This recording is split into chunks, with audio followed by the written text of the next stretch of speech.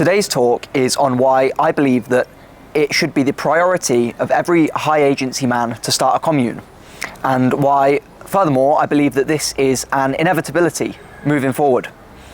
So, to get onto this, we're going to have to discuss a number of topics first, those being religion, symbolism, money, and freedom, and how this all ties together. So, let's start with the concept of a power structure.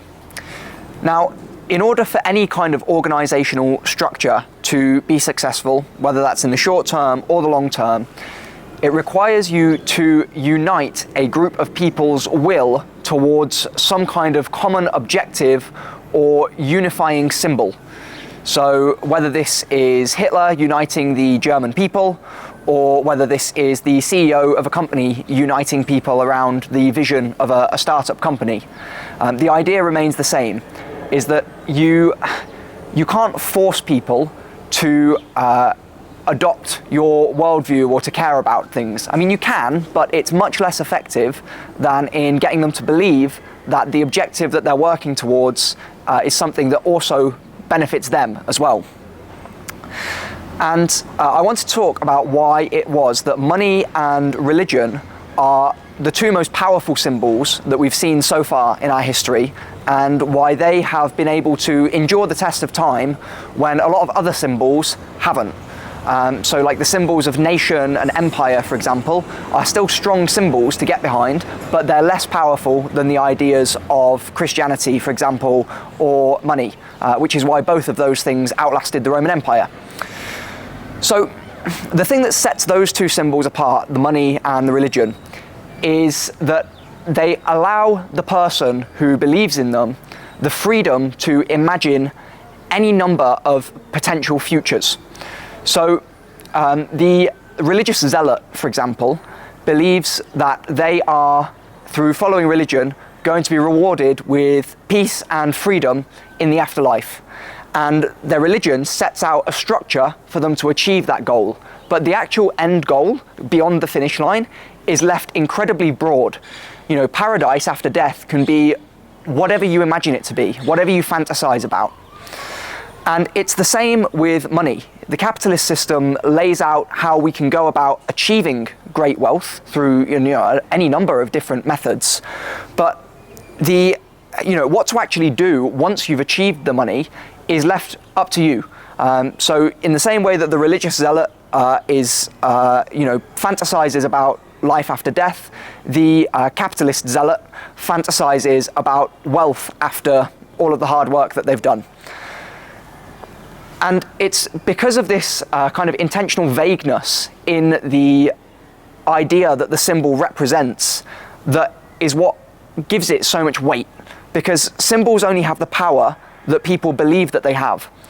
And so by allowing people to kind of dream about whatever it is that they like, imagine the best possible future for themselves, and then tie that to your symbol, is what gives people huge motivation to get behind and rally to your cause. So in short, the reason that God and money are such powerful symbols is because they are roadmaps to infinite possibility. Now, I've spoken before on the channel about how, once the Catholic Church, for example, started to lose its authority, money stepped in to fill that void as the highest kind of organizing life symbol in people's lives. And I think that we're going through a similar stage now where the capitalist system is beginning to show its cracks. People are cottoning on to the corruption and the unfairness and unjustness that it entails. And I think that the new organizing life symbol that we're going to see is going to be one of freedom.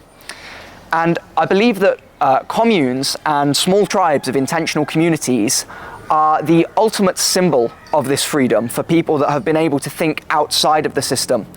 And this, much like capitalism and religion, is why I think that small intentional communities are going to become the next kind of organizing structure behind this ultimate ideal of freedom. Because freedom, just like money, just like God, can mean anything that you want it to mean, which is why it's such a powerful concept to get behind. Your definition of freedom might look a lot different to mine. However, if we have a global network of small individual communities that you can join and try out, and they each have their own values, their own philosophies, their own culture, their own way of life, then you can imagine that somewhere out there is a community that is organized around your ideal of freedom. The idea of communes or decentralized villages with your friends isn't a new concept. You can look right back to the Diggers movement in 1649 during the First English Civil War, just to see how far some of these ideas trace back. And again, this was very popular as well during the 60s and the 70s in the United States, from the post kind of psychedelic movement and the anti-war in Vietnam sentiment. There was a lot of these kind of communes starting up. But it feels to me like we are at the stage in global consciousness now where these ideas are really being brought to the forefront, and especially with the internet being able to spread them across and reach many people. I'm speaking to a lot of people these days who share this idea of starting a village with your friends. You speak to anybody, it doesn't matter how old they are, what gender they are, what their political beliefs are even. People are starting to notice that the current system just isn't making much sense anymore. And I'm hoping that the Epstein files are waking a lot of people up to this, because previously I was seeing a lot of people who were very caught up in the kind of tribalism of left and right politics, who are now kind of opening their eyes and realizing, hang on a minute, maybe we are actually being ruled by pedophiles, and who are now wanting to prioritize the truth over anything else. And it seems to me that every stage of advancement that we've gone through as a species is bringing us closer to the values of freedom and truth. So what do I mean by this? Well, in religious times, when the highest conception of good that you could imagine was God, and that was your main organizing life symbol, then the idea of freedom came after death, right? Paradise after death. And then when money replaced God as the highest organizing life symbol, the ideas of peace and freedom were able to be brought into people's lived lives as well. And that was in the form of retirement. And now I think we are moving into the phase where people are realizing that that kind of future concept of freedom and peace can actually be brought to the present just through living with people that you love. And it doesn't matter how much money you have, how much status you have, how much power, if you don't have people in your lives who you love and who love you back. So I really think that this movement of self-sustainable, decentralized tribes ticks all of the boxes to become the highest conception of good, the organizing life symbol for a large group of people in quite a short space of time as well, because it's something that a lot of people want. It's something that offers huge amounts of freedom, and it's something intangible enough that that freedom can mean anything that you want it to. It promises a better future in the here and now. Whether that's true or not, I don't know. I'm not trying to, make any claims. I don't have the evidence yet. But I believe that it's got to be a better option than what we've got currently, and I think that it's worth trying. So this is the other area as well where having a transcendent ideal becomes really important, because if you have a group of people who are, say, playing Monopoly, for example, and they're falling out, they're fighting, they're arguing over the rules, it's going to be chaos. Now, that conflict can't be resolved by more arguing over the rules of Monopoly. It's just going to lead to further squabbling, further arguments. It can only be solved by taking a kind of like God's eye view of the situation and appealing to a higher ideal. So in this instance, that higher ideal might be your friendship with the person that you're playing with.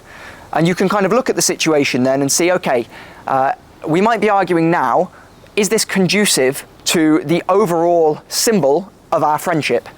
And if not, then it's probably something that can be worked through and resolved because both parties are coming together to, I guess, appeal to that higher ideal, because it's something that they both believe in.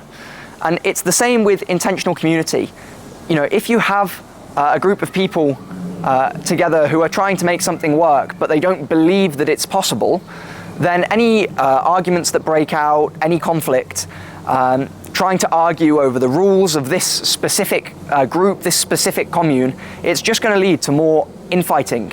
So we have to view any attempts at starting something like this as more of an experiment, and not see failure as failure, but see it as data. Because I do believe in the higher ideal that this kind of future is possible to make work. And obviously any conflict or problems that arise kind of in between that, they can then be treated as problems to be solved cooperatively and mutually in pursuit of the higher ideal. So that basically sums up a lot of my thoughts on this at the moment, and these are ideas that I'm constantly expanding on as well. So as always, I don't make videos like this because I think that I have some, innate truth that I'm trying to share with the world. If anything, I make these videos in the hopes that somebody will prove me wrong or challenge these ideas. So yeah, as always, I close my mouth now in the hopes that you will open yours. Peace, guys. Let's see where we are with the handstand as well, actually. Ah, that was a bit of a shit one, that one. All right, one more.